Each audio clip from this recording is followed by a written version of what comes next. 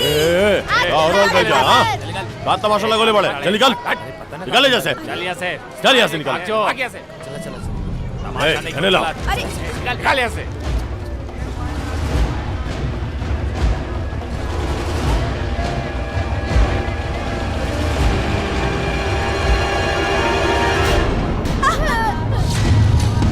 तनु मनु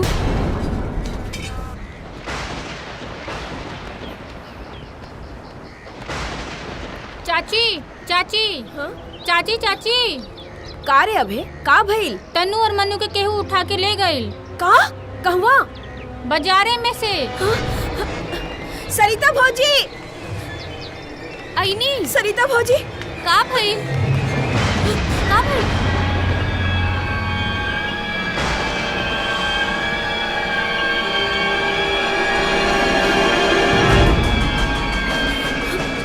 तनु मनु दादी प्रिया सुना हो का भइल? ए जी का भइल? का भइल? तनु और मनु के बाजार से कुछ गुंडा लोग किडनैप करके ले गइल बा। का? दादी चलो चलो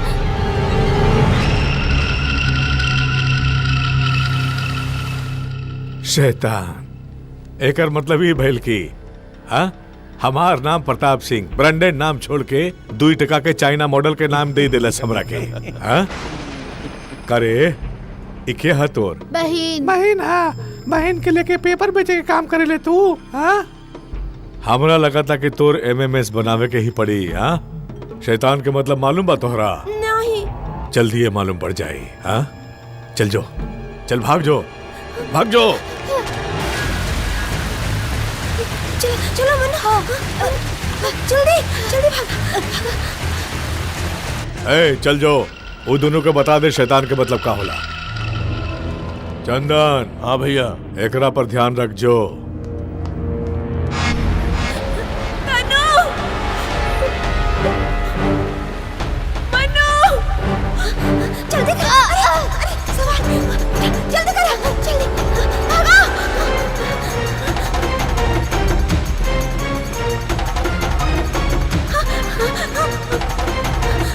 जल्दी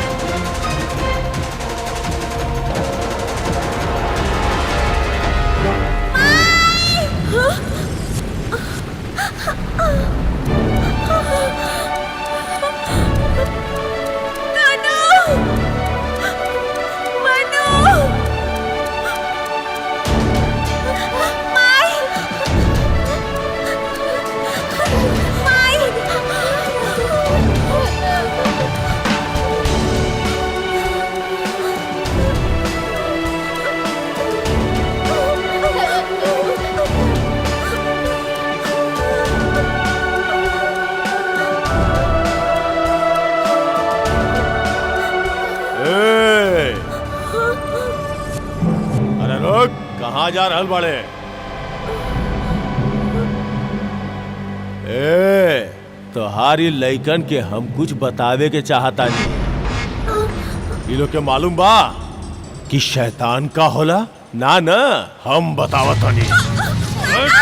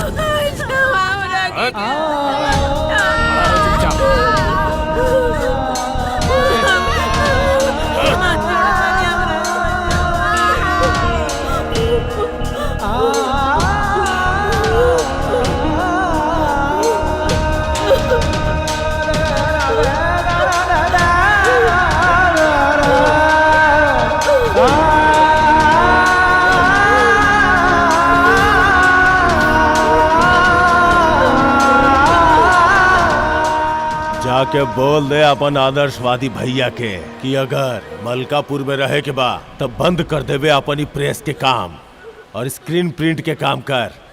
नहीं तो अभी तो तोहर शरीर पे कुछ कपड़ा बचल बा, लेकिन अगला बार वो कपड़ा ना बचे।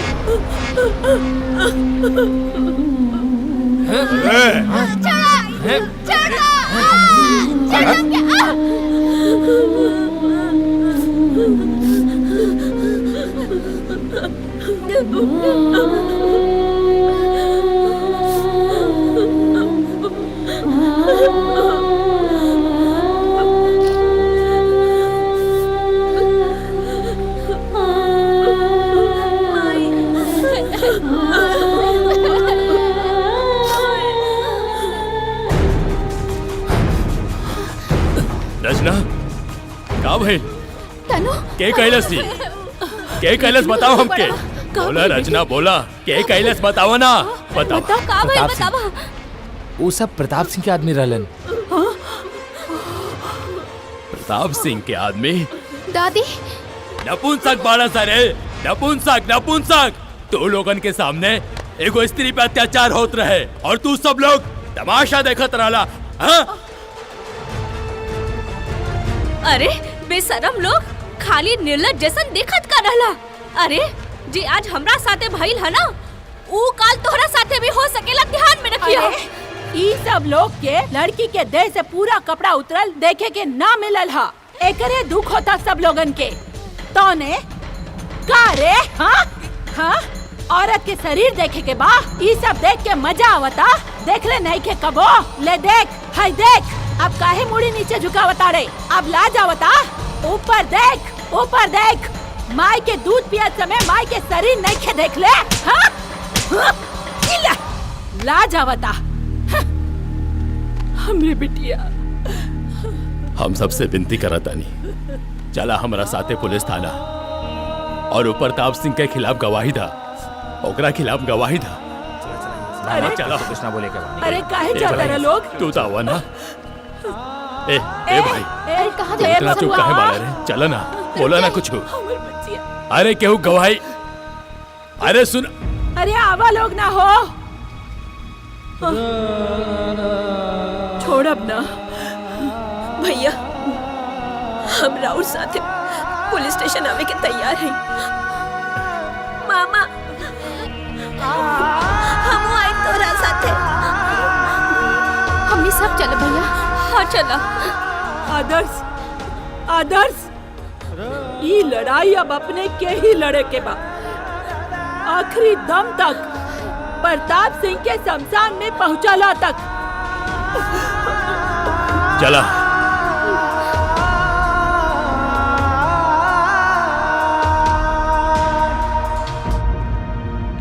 कितना?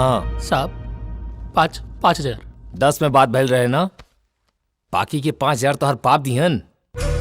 साहब 2-4-3 में दे दे। क्या करा? आज ही चौकी में हमारा अंतिम दिन हुए।